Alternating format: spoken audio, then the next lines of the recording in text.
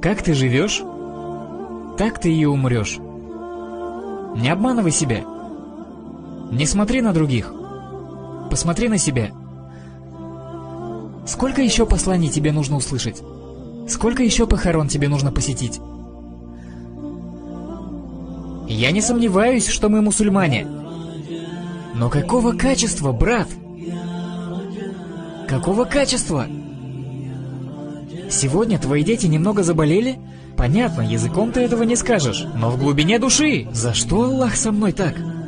Закят плачу. В смысле? В смысле, ты платишь закят, и что, Аллах тебе что-то должен? Нет, брат, просто альхамдулиллах, я молюсь.